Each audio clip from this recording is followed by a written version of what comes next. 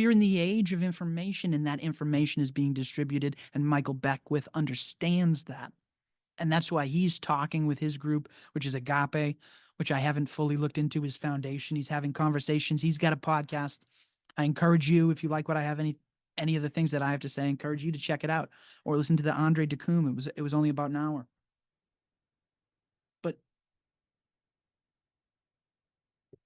But what Michael Beckwith was really discussing is, in our current construction of this matrix of space-time, the world that we interact with, the world that we exist in, the institutions that I was just describing, the democracy that we all believe, it's all bullshit. It's all a construction. I've talked about this I don't know how many times.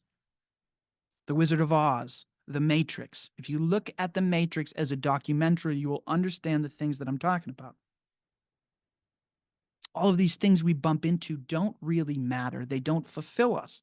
And we understand that if we focus on them and do the inner work, is what he calls it, self-work, to get to know ourselves. And that's really the crux of what Michael Beckwith is trying to talk about. And in today's society, we have this issue with the victimhood. And there are stages of this victimhood mentality. There are 4 of them. And it's the way that we talk about energy, frequency, and vibration, and the way that it moves through us.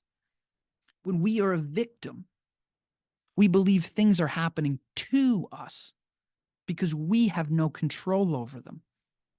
Our free will that we made decisions limited us to only a couple of decisions that we had to make, and bad things happened, whether they were from God, whether they were from the devil, whether they are from our parents. They are things that are happening to us, and we are a victim of them. You have to recognize this first before you can make any progress spiritually. And victimhood has become sold to us so much in this current construct of the matrix because we've been hit with it from every direction of advertising, of mainstream everything, our education system, our teachers, our medicine, our food. It's not your fault. It's not your fault that you have a slow metabolism and that's why you're fat. It's just something you have to deal with. Must be your thyroid. There's nothing you can do about it. We can sell you some shit, but God decides that some people are going to have cancer and some people are not. And if you believe things are happening to you, then there's nothing I can do to get you out of that space of consciousness. And that's the issue that I've been running into. I'm running into people that have no desire for change. No matter how much I try and beat it into them, there's nothing I can do. Nothing I can do about it. I have to wait for them to recognize that that is a temporary state. Their consciousness needs to be aware that there's something else out there in order for them to recognize it. Now, people come to this recognition in many different ways. Sometimes they have a horrible crisis in their life. Sometimes it's a health event, a near-death experience. And it wakes people up to say, there must be more than this. Are these really the only options that I have? Is it really Pfizer or Moderna? I have to take this vaccine or I'm going to get COVID? Or is there something else I can do? Is there another option available to me somewhere? And I don't mean to hammer the vaccine topic, but I feel like it's been pretty prevalent in all of our lives over the past few years. And it will continue to play that role over the next few decades unless we learn from our mistakes. Now, there are other ways to recognize that you're in this victimhood state. And part of that is just getting sick and fucking tired. And that's really what it was for me.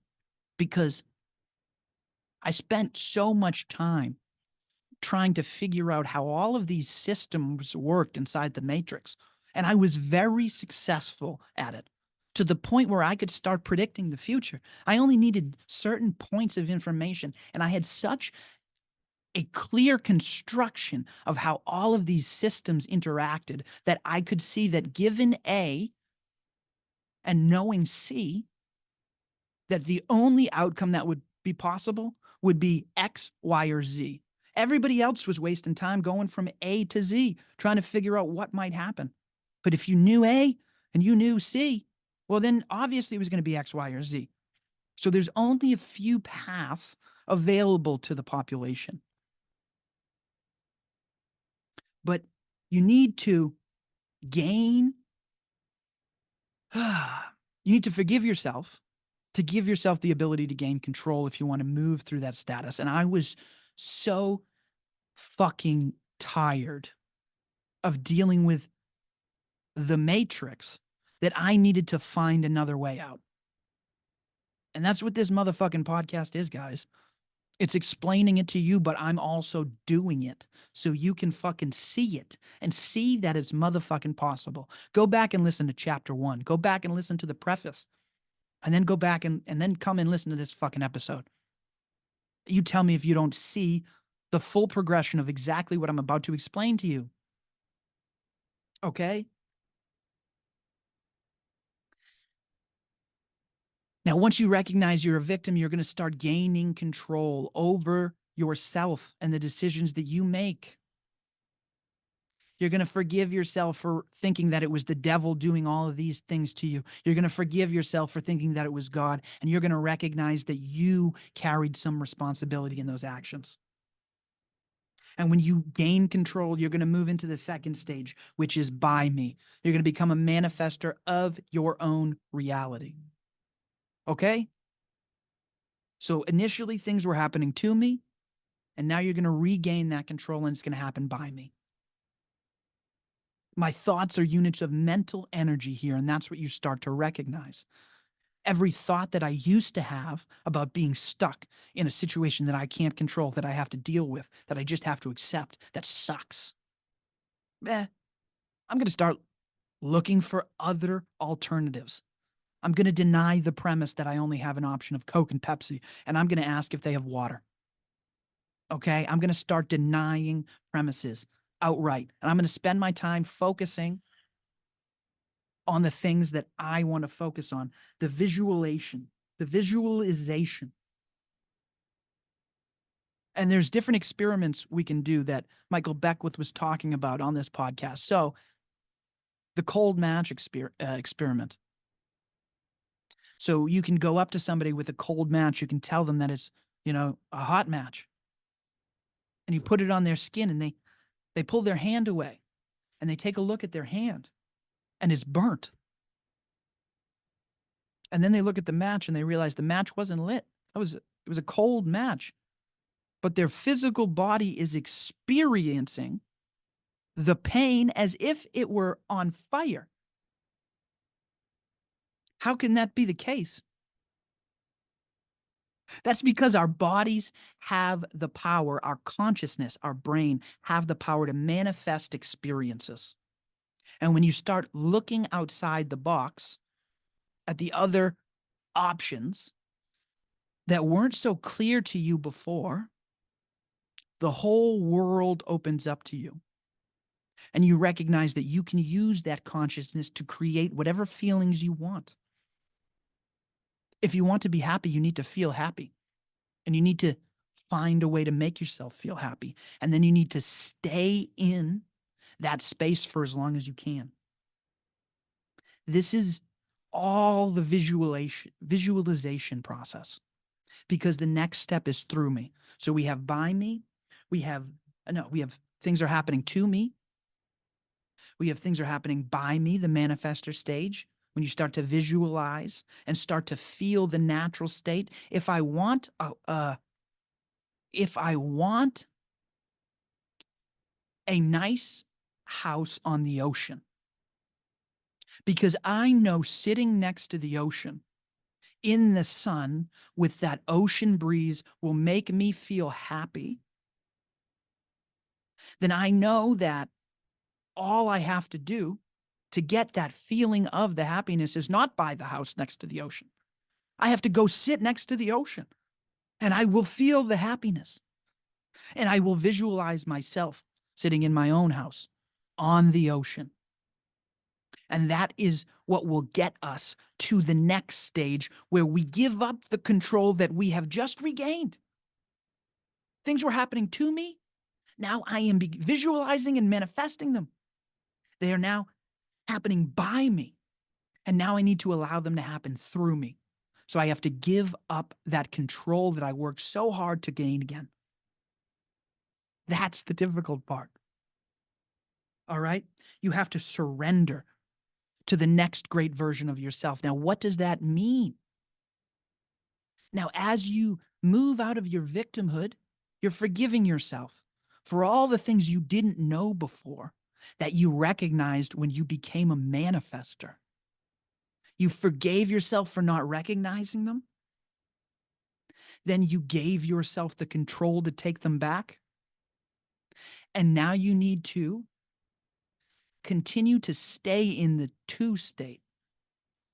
Try and experience as much of the happiness as you can until it eventually moves through you. And that's when the synchronicities in the universe just start lining up together. Like how I had no idea what I was going to use for a table and a chair out in this goddamn garage and how I was going to do a goddamn podcast. And I just happened to be driving by Costco. I took a walk in there and they have personal tables that are no more than 5-10 pounds that I can carry out into the goddamn woods, a garage, whatever. And I can set up wherever I need to. These synchronicities just start lining up and they start working through us like the entire universe is lining up as if it's only for you. Okay, that's all a part of your own creation. Nobody else did this shit for me. I did it. I did it all. And now I'm allowing it to speak through me. And stage 4 is I'm in it. That's it. You're in it, but it's not linear. Okay, we don't go from 1 to 2 to 3 to 4. That's not the way it works. If you were successful in this, you will live between 3 and 4. It will continually be happening through you, and then you're in it. Continually through you, and you're in it.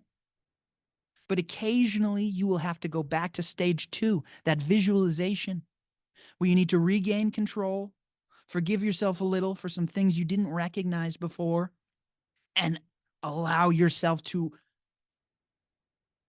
allow things to work through you until you're in it again. I am a motherfucking psychopath. I'm a psychopath, but Michael Beckwith helped me understand this. These are the 4 stages. All right, that's what you are recognizing in all of these zombies walking around in real life. They have no power. They're victims. It doesn't matter that they don't understand the economy. It doesn't matter that they don't understand politics. They can't not become a victim in their own kitchen. They can't find a way to get outside into nature. All right? So by working on our own process, we allow others around us to see us go through the process.